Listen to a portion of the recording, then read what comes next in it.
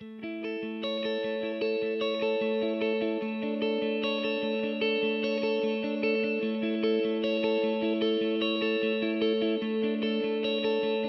wanted to become foster carers really to help other children along their way and support them on their journeys.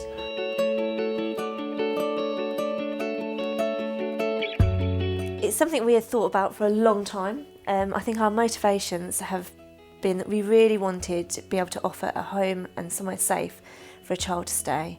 My husband and I became foster carers because we wanted to make a difference and we felt we'd got a lot to offer.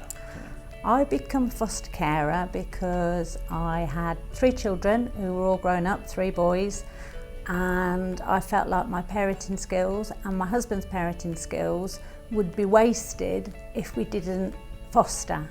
We became foster carers because we wanted to make a difference to a child's life. In our younger lives we didn't have massive privileges and we know how it was tough growing up ourselves, so we wanted to try and do better for other children. My husband and I saw an advert in the paper and we got a very big house, didn't know what to do with it, and we wanted children ourselves but I couldn't medically, so we decided to answer the ad and see if we were suitable. If you can help out just for a week, a day, a month, however long, you never know how long it's going to be. Maybe just to keep them safe. It's nice that you have made that difference to them. And whenever anybody always says, well, how can you give them up? I always say, why don't you foster? I don't understand why everybody doesn't foster. It's such a pleasurable thing and you're making such a difference to someone's life.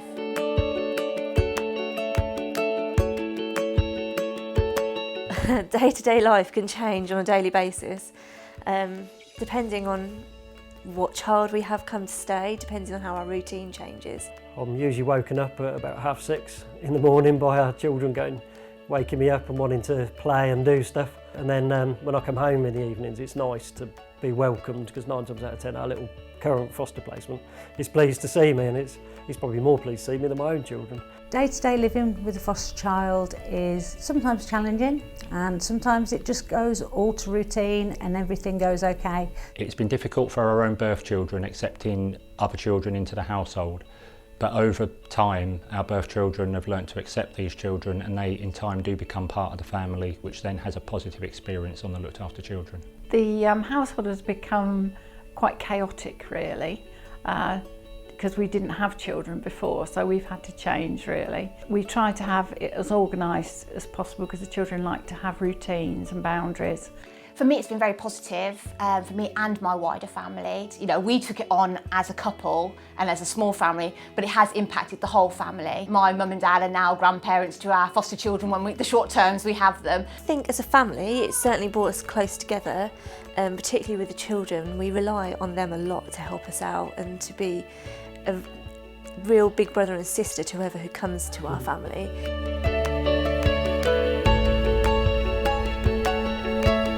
When you apply to become a foster carer, even before you start, you get a lot of support and training from Northamptonshire County Council. They want to make sure that you're equipped with the right tools to be able to become a foster carer. We offer a range of training which will meet the foster carer's needs depending on what type of young people they're going to be looking after. They talk you through everything that you could face as a foster carer. You've got to be open to ideas, open to training. You've also got to be very reflective, and these courses help you to do that. The training's quite extensive. When you first apply to be a foster carer, you have an assessment with pre-fostering training, and then each 6 months you have a calendar of foster courses that you can go on. We have other foster carers that we speak to as well, and you learn from each other as well, so it's very important to touch base with other foster carers which you also meet in training courses, and we kind of share information, and that's also a good way to learn. We also offer a comprehensive range of e-learning courses so that for foster carers who are working or unable to access the courses, they can complete these courses at home. They're certificated and there's a real variety and range of courses.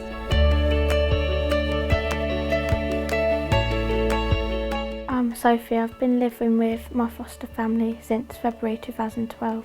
I would say to anyone becoming a foster carer, they just need to be loving and caring and supportive, patient, I think anyone considering becoming a foster carer should just pick up the phone, make the call to the county council. They'll come out and give you all the information you need, and then you can make your decision from then, really. Definitely go to an open evening, definitely go and talk to people, talk to other carers, talk to social workers, find out more about it and investigate it, because it is worthwhile. It's a very positive experience, and I'm so pleased that it's been part of my life and my family's life. Above all, you're given a chance to support a young person or children along their life journey. I didn't think I'd be able to do it because I've unable to work, I've had health issues, and I thought when I made the initial phone call that they'd turn me down, and I was over the moon that they didn't. I believe that anybody can foster. I think if you've got the inclination, you can do it. You can have your own career still and do this. We are so proud of the young people that we've had in our care, their achievements, their integrity, the way they can get through and deal with problems.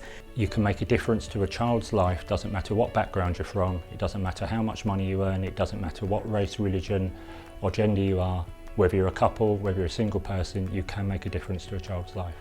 We don't really want sympathy as kids in care, we want the empathy side of it. Be there and treat them like they are your own child.